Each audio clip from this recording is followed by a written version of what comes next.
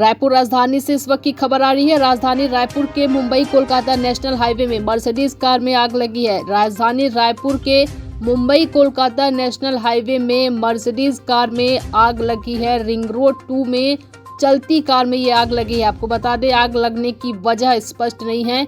Car में आग लगना अब आम बात हो गया है। जी हां, राजधानी रायपुर के मुंबई कोलकाता नेशनल हाईवे में मर्सिडीज कार में आग लगी है। रिंग रोड 2 में चलती कार में ये आग लगी है। आग लगने की वजह स्पष्ट नहीं है। रायपुर राजधानी से इस वक्त की खबर आ रही है। राजधानी रायपुर के मुंबई कोलकाता नेशनल हाईवे में मर्सिडीज कार में आग लगी है। राजधानी रायपुर के मुंबई कोलकाता नेशनल हाईवे में मर्सिडीज कार में आग लगी है। रिंग रोड 2 में चलती कार में ये आग लगी है। आपको बता दें, आग लगने की वजह स्पष्ट नहीं है।